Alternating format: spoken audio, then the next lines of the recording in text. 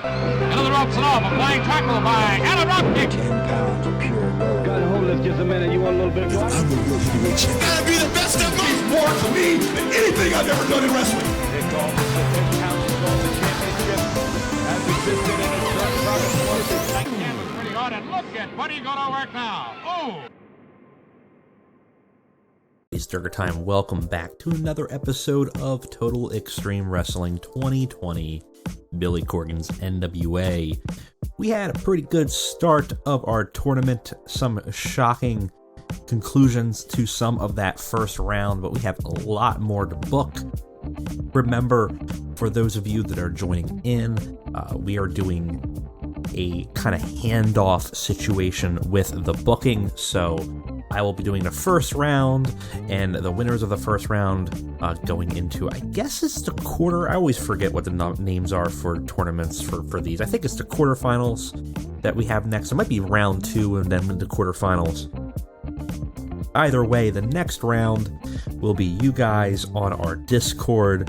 I'll be putting polls up over the course of the week once we have the entire round 1 done, and you guys can go ahead and I guess throw a wrench in the works for all of my booking plans.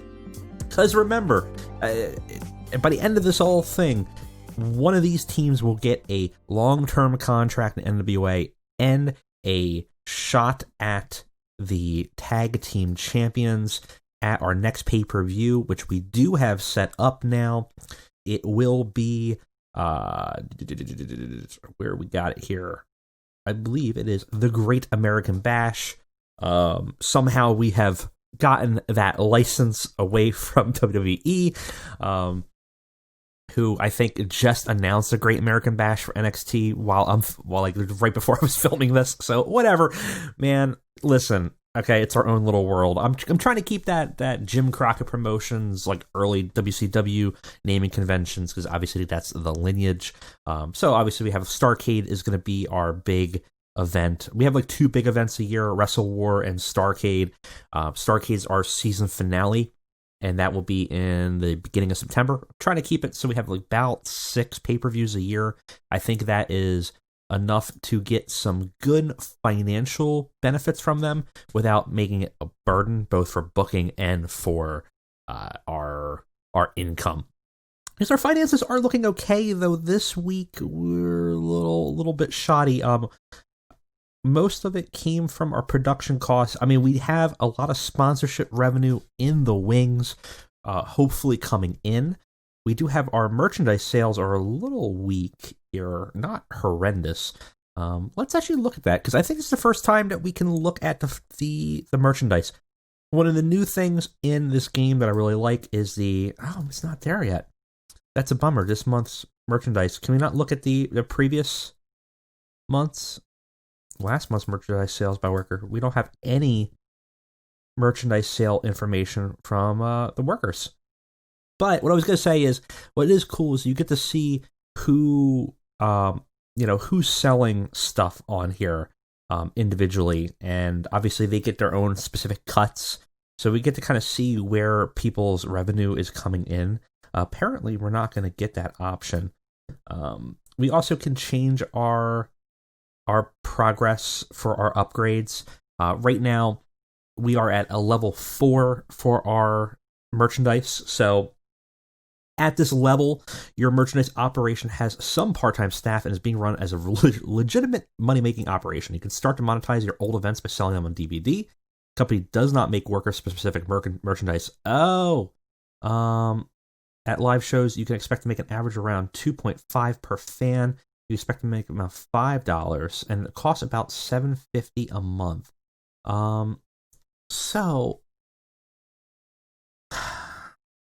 we could upgrade. I think if we upgrade, we start to make our own merch, and that's going to give us a bigger cut. But it is going to cost more. So let's look at this here and figure this out. Okay, so if we do a normal upgrade, it's going to cost $2.50 per week and give us 2% of progress. At the next level, you'll be around $3 a fan at live shows and $10 per popularity point per region for mail order.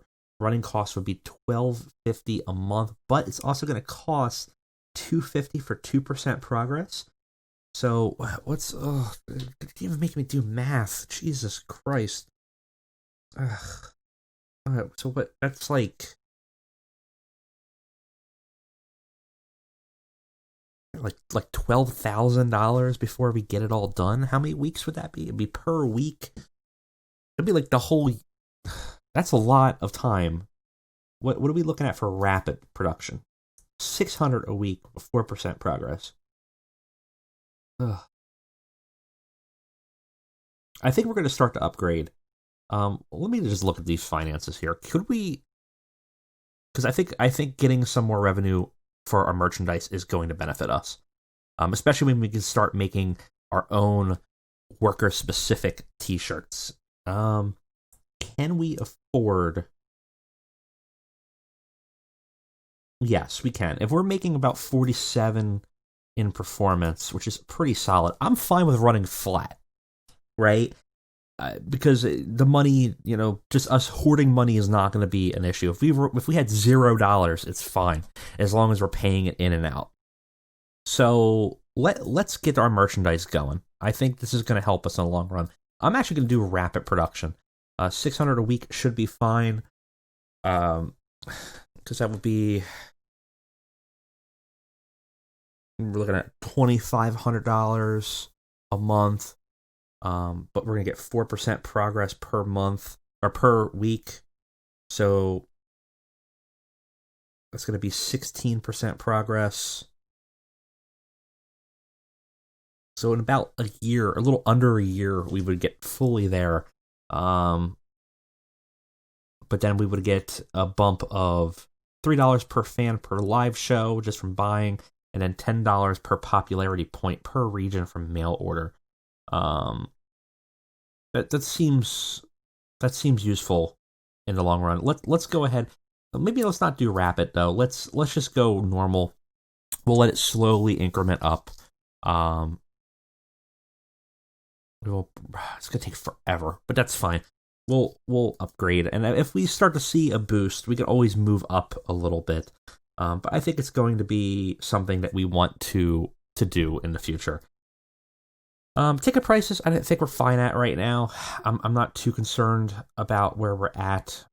Our average ticket prices are like, we could do premium for events. We would get less people coming. I think we're gonna do normal, for everything. What would we be getting for premium though? We're only getting about 20. I'm fine with just keeping everything normal.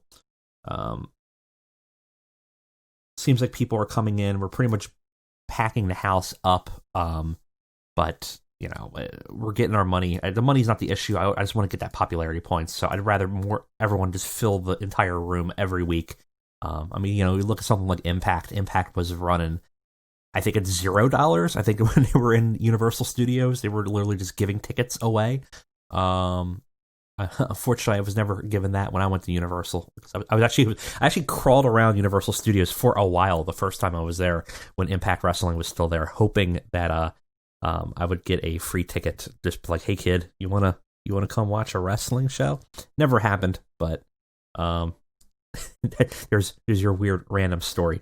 Anyways, so we have to continue our booking of this tournament. I also have seen a minor wrench in the works for our tournament here, and that is the fact that, let me bring it up here, Mr. Phoenix is not available on Tuesdays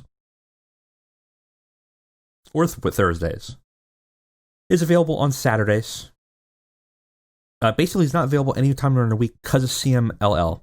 That's going to be a bit of a problem for us because he's in the tournament, but I think I can modify a show and have it held on a certain day and then shown on the next day.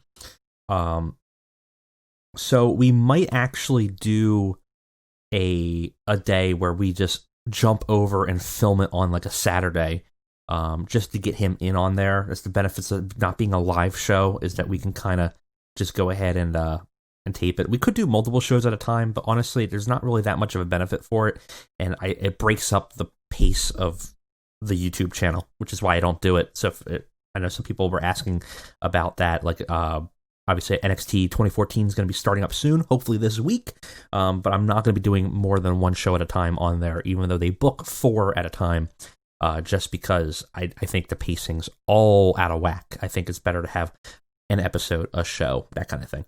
But we can just jump over. So we'll probably have a episode where we're gonna, probably not today, but we're gonna have them jump over and be on Saturday when he's available.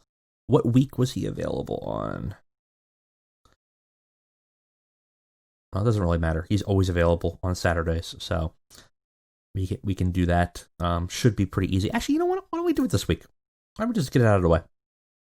We're going to basically have to do that, actually, in perpetuity, for the most part, because, you know what? No, we're going to do it, yeah, we can do it this week, because it'll be upcoming.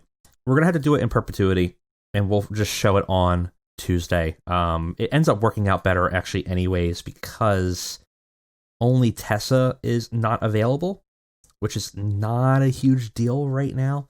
Okay, so that's a problem for week 2. We're just going to play it by ear.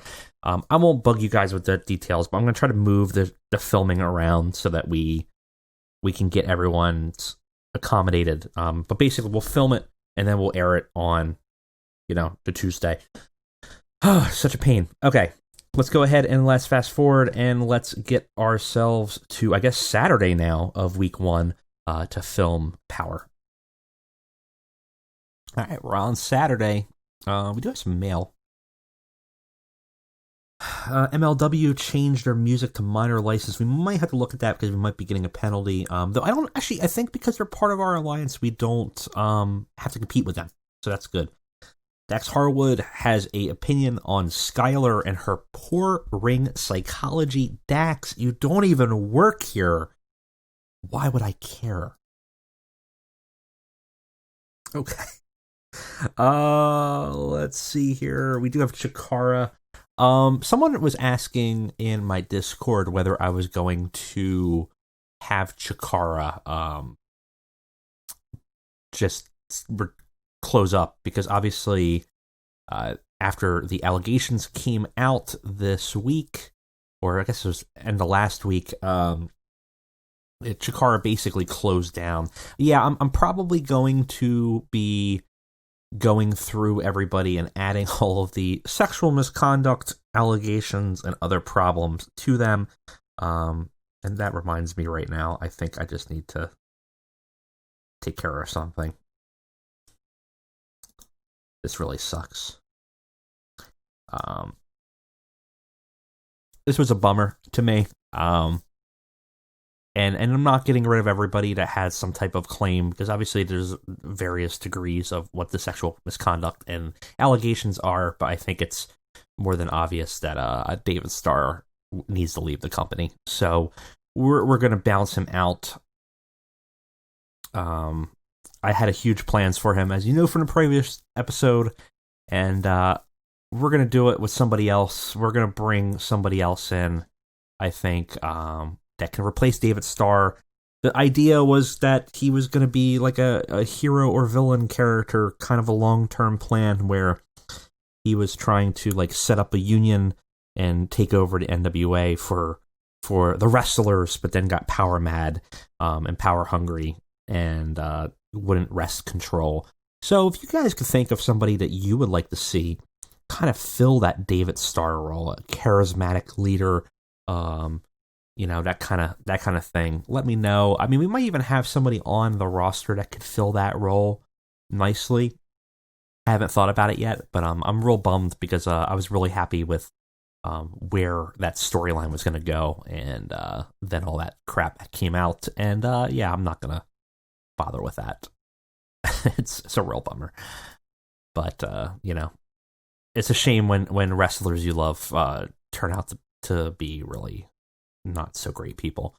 And I did actually quite enjoy David Starr's work, both in his character work, his out of wrestling work. I thought was important, and and it's a real bummer. But well, the show must go on, and we, it wouldn't be a Durger Time video without plans going awry and losing talent through injury or other impropriety. So, that's what it is. All right, let's go book our show. We have the tournament to really focus on right now anyways, and then we can always come back to that and figure it out later. All right. If for some reason we keep on going to Full Sail, I'm just going to change in the backstage. I think you could set it so that it always goes to a specific venue. And I'm going to probably do that because it seems to want us to be in Full Sail each time. But we have our own arena, so I don't know why. We're only expecting 434, and that's probably why, actually. Full Sail probably has a capacity of like 400. Let's see. Where's the Full Sail arena? Yeah, 350. So, and financially it would probably make more sense than what we're doing. But we're jumping in that GBT arena, and, that'll cost a little bit more. I mean, barely anything more. And in terms of importance, it's so much stronger, and the fact that it's a hotbed for us is important. I don't remember the specifics of the hotbed. Maybe someone in the audience can tell me, but from what I recall, a hotbed will give you a higher rating when it's good and a worse rating when it sucks. But basically, it gets a crowd that's heated, which is good. And obviously, we have a large potential fan base, which is very strong for us. So we're going to always try to run in here. I think it's cheaper, too, because we built it. So, but I'll have to just fix it in the backstage and kind of deal with it. Backstage rating, let's take a look at that real quick just to see what we're looking at. I think we're probably still at 100. Negative effects for our backstage rules. I don't know why. No drugs allowed, and no smoking might be the problem. But, whatever. We might look at setting this stuff up in terms of transport. So transport organized by the company and will handle arrangements for workers from the region. The cost dependent on the size. It increases locker room morale. Let's organize transport, I think. Instead of paid for, but we will organize it. I think same thing for hotels. Let's see. Transport and hotels. If a company agrees to pay, that's expensive. Organizer will handle the arrangements for the hotels in that limited region. Cost is dependent on the size. We'll keep a close eye on how that affects us. But I think that will be a positive to kind of at least drown out the problem of no drugs and smoking is apparently a big issue for people. And we'll provide catering too. We got some of that money, and that might, that eliminates some of the negatives. So, you can't smoke, you can't do drugs, which apparently is such a big rule that it's a negative effect. But organizing the other issues, the organizing transport and hotels and providing catering is going to be helpful here. We do have a bunch of negative influences here, but apparently not that big of a problem. And of course, we got Austin Gunn, everyone's favorite wrestler, and he's just a mildly positive influence. He's just real happy here.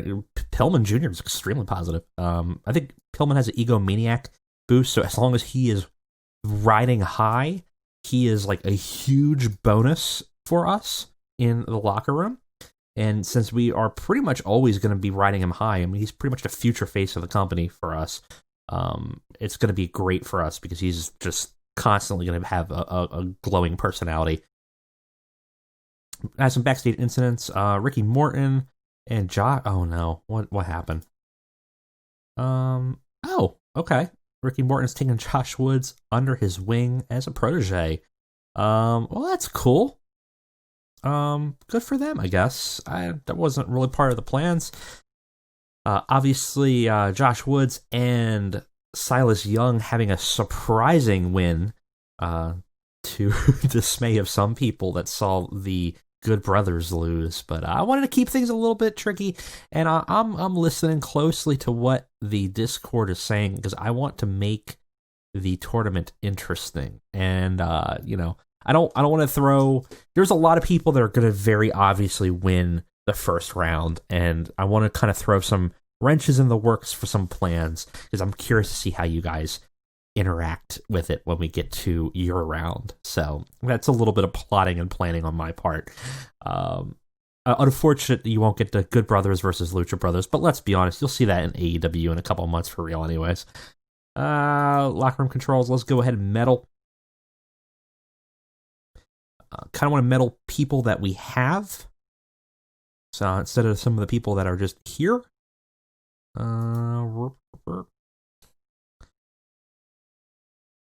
Let's go Matt Cross and, I don't know, Wheeler? No effect. Bummer. All right, no big deal. Let's go ahead and book it. So we're going to do the same thing that we did last week. We're going to have 2 of our tournament matches in here. It's going to take a while. Unfortunately, it's going to take a while to get to round 2. Because, like, maybe we could do 3. 2, 3, 1, 2, 3. Maybe we'll do 3. And that will get us 2 more weeks. I think we could probably pull 3 off this night. And that might be okay. And that will get us pretty close to the way there. To give us 1 more week of the first round, and then we can start going. Yeah, let's try to get 3 in. We'll have to play it by ear and look at it, but that'll be the plan. All right, let's go ahead and book this show and see what nonsense comes out of it. All right, guys, we are ready. Let's run the show and see how part of this tournament shakes out.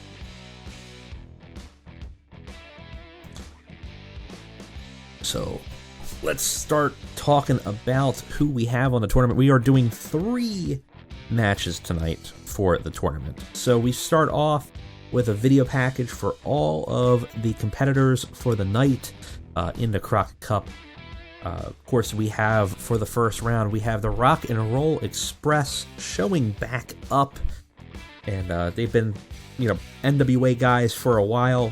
Currently, I think, on the show still. Not obviously in our save, but perhaps they will get a contract here. This is my dark horse to win, because I could see you guys fiddling and finagling your way for their victory, just to make me have to book that. I could see it. But they are facing against the Betar, Oberian, and Kodama, long-running Chikara members. After that, we also have Private Party versus the Dub Boys. Mark Quinn and Isaiah Cassidy, obviously famous in AEW, but against 2 people that are probably veterans at this point, I'd say, but are not really well known. We have Dave McCall and Nate Carter of the Dub Boys. I believe they are both current CZW Tag Champions, but I may be wrong. Dave McCall's been around, forever. I feel like maybe like 10 years. So definitely a veteran's advantage here. But Private Party probably having the momentum going in just from their work in AEW. And in our main event, we have the Lucha Bros versus the Cross Bros. The Battle of the Bros. Somehow not having Matt Riddle in the Battle of the Bros. But brothers versus brothers. I feel like this is the easiest gimme. It feels almost obvious that Lucha Brothers will win, unless there's a horrible swerve coming your way. Could you imagine? Oh, if I did that, maybe I do that. I don't know, but that would be something. But yeah, Lucha Brothers need no introduction. Cross Brothers are lesser known. Kind of just floundering around the indie scene, but looking for an opportunity to become NWA champions, and maybe they can do it tonight, or at least get the footing into the door into the National Wrestling Alliance. But that is our lineup for tonight. So it's going to be taking most of the night, unfortunately, but we do have some other stuff going on for the NWA. Let's go ahead and get on with the show and take a look at it. We start the show off proper with Tessa Blanchard, who was away from last week, our current champion, having an exhibition match against Marty Bell. It's a very quick 3-minute match in which Tessa Blanchard wins by pinfall after a pile driver. Tessa has a 54 and Marty has a 17.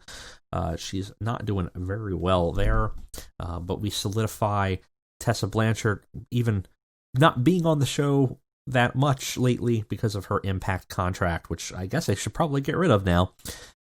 She does a pretty solid job here in dominating against Marty Bell. Get a 31 for the segment. That's weird. She was supposed to be off screen. I guess I screwed that up. But Tessa Blanchard kind of post-match grabs a microphone, calls out Kimberly and Thunder Rosa, says, I know you're gunning for me, but I'm on top of the mountain for a reason. I'm so not scared of you, either of you. I'm so confident I'm going to beat both of you. If you want it to be a triple threat, you can have it. And she just tosses the mic down, showing that kind of ego that's in her real life, starting to kind of bleed into her character. She thinks she's top of the mountain. She thinks she's not. She's completely unstoppable, and it's starting to kind of be brought out in her character work here, as she's so confident she's going to win. She will even go basically at a disadvantage, because in a triple threat match, she doesn't have to be pinned to lose, but she's still so confident she'll win. She will allow it to happen. So kind of setting up a pre-booking for our next pay-per-view, which I think, can we go ahead and set that up now? Let's go ahead. So for a Great American Bash coming up in July, you're going to pre-book a match, a triple threat match for the women's title.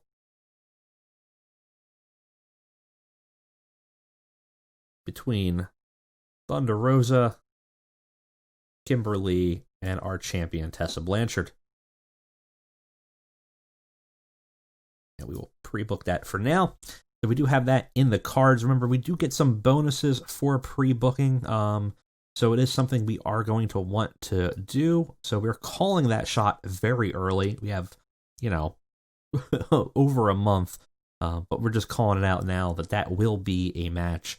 And so now the next month is about legitimizing all three competitors and trying to, one, make it believable that Tessa could win if she does, but at the same point, making Thunder Rosa and Kimberly look like actual legitimate competitors for the belt, in case we want to put them over instead.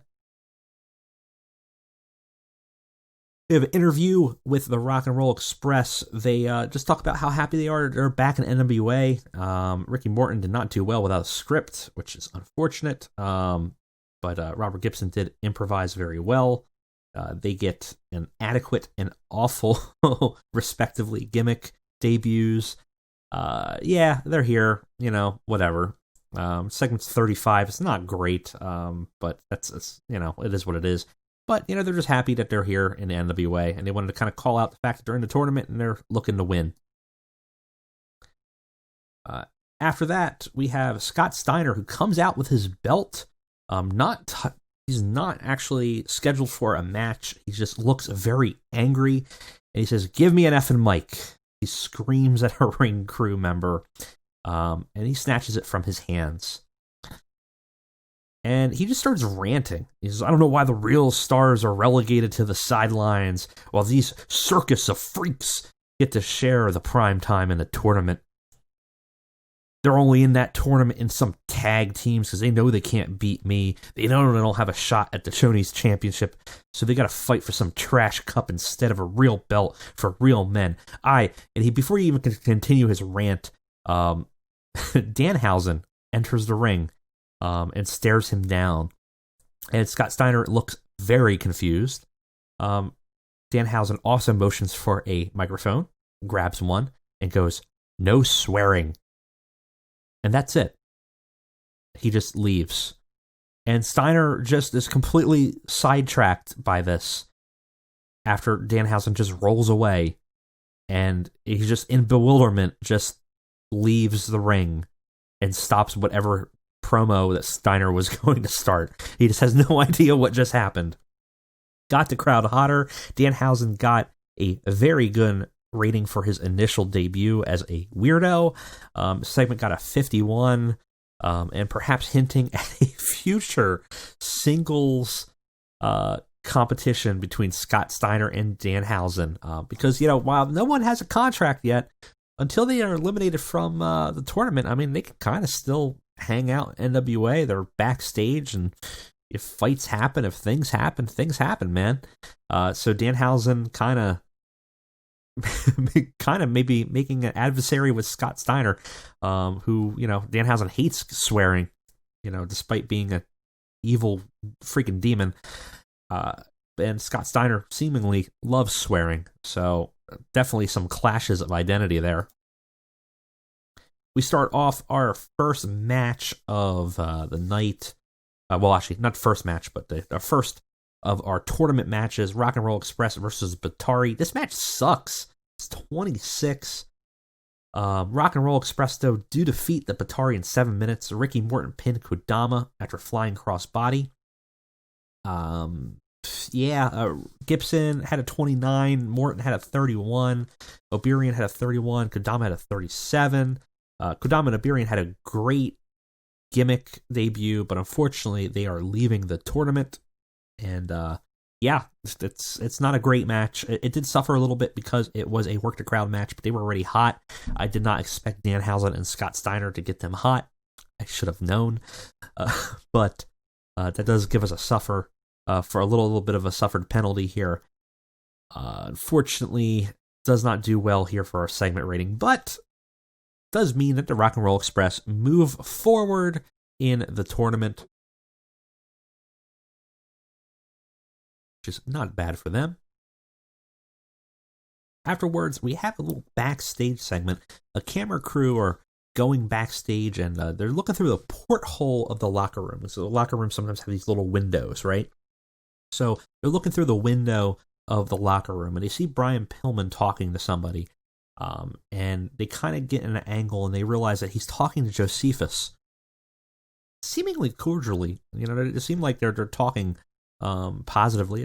There's no animosity in the conversation. We can't hear what you're saying, but we do know that Josephus has been trying to plant the seeds of a recruitment of Pillman into the cult of Josephus, suggesting that the cult has secret knowledge or strength that can allow him to succeed. And we know Pillman obviously lost the title shot to Brody Lee, and maybe is feeling a little down on himself, and Josephus is trying to plant some seeds to see if he can sway him into the cult.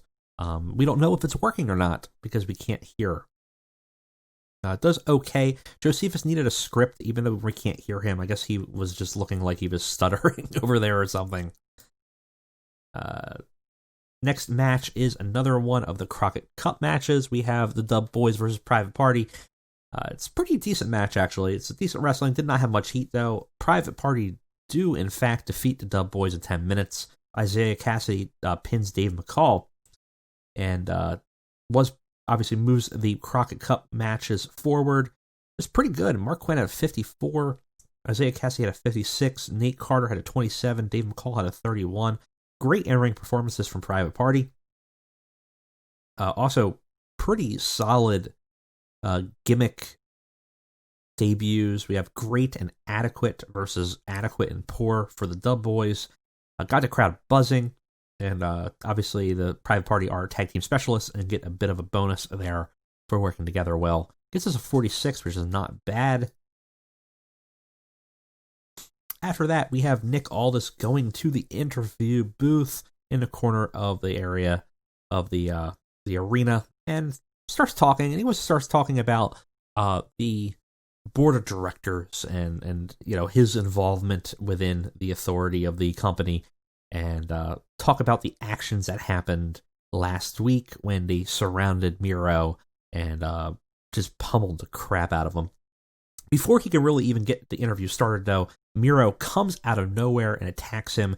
and spears him through the facade wall that just says power over and over again, and just breaks the wall, and demolishes Aldis. So, without the numbers, it seems like Miro definitely has the advantage, and now he has Aldis in his sights.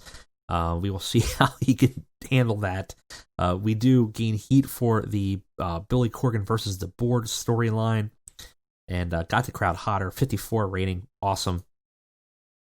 And in our main event, we have the Lucha Bros versus the Cross Brothers, and the Cross Brothers do not win.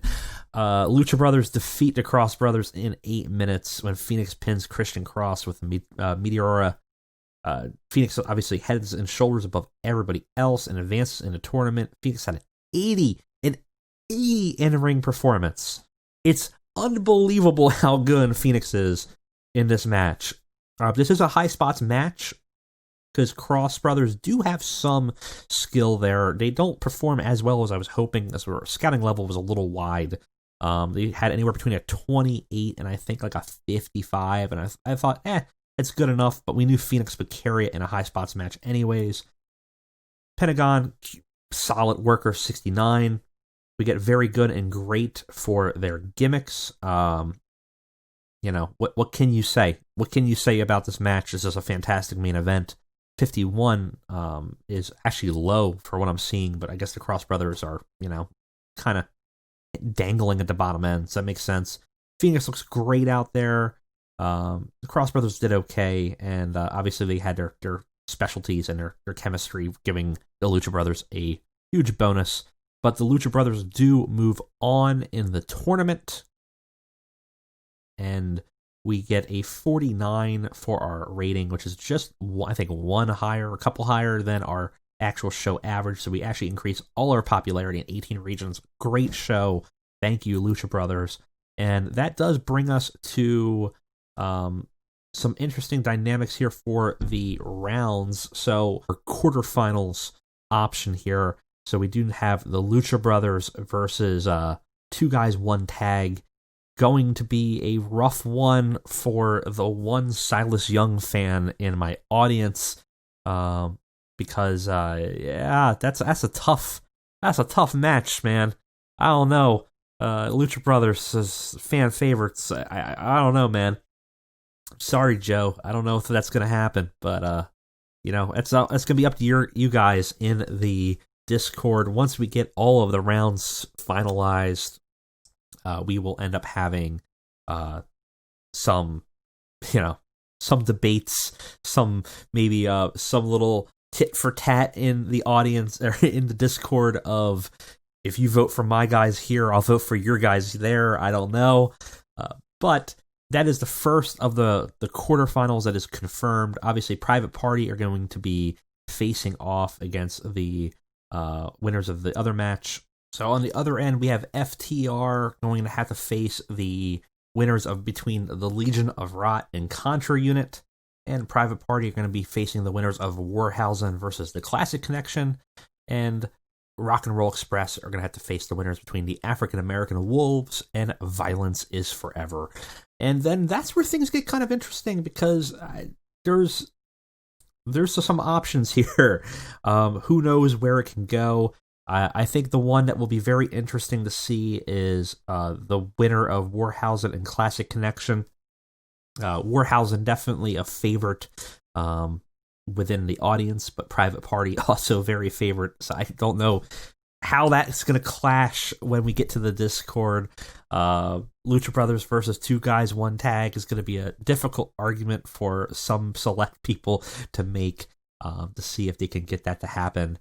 And, Rock and Roll Express is the troll pick, so who knows where they will go after they face the winner of African American Wolves and Violence is Forever. And FTR, let's be honest, FTR is probably going to basically get a bye next round, because whether it's Contra Unit or Legion of Rot, I can't imagine one of you guys coordinating a vote to knock them out. But who knows, because that's the fun. So if you want to be part of that fun, remember, it's going to be coming up pretty much after the next episode. We're going to start the voting, and then in that voting, we're going to determine the winners of the next round, which will book.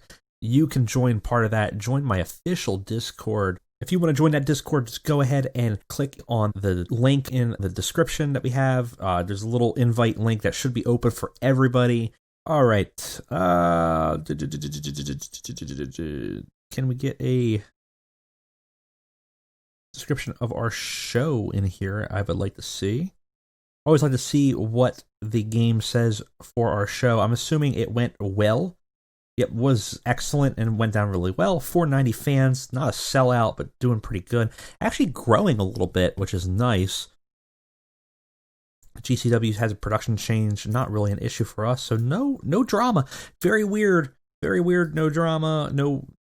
Nobody getting, bones broken or anything like that. Very odd to be running these situations and not be having horrible outcomes all the time. We are running into the red, though. I think that has to do with our worker costs are a little bit higher than they were last month, and that has to do with the tournament. That's fine. 1 month is not a big deal, but something we do have to be careful about, just in general, due to the costs of how we're operating. I think it'll even out with the sponsorships, but I do expect that we will be running into the red this month, due to those expansions of the contracts. Once they leave, it'll all even out. It's not a big deal. But anyways, that is it for me today. Thank you guys for watching another episode of the show as we continue the Crockett Cup. Remember, jump on that Discord if you want to vote for the quarterfinals. Either way, I will see you guys next time. Peace.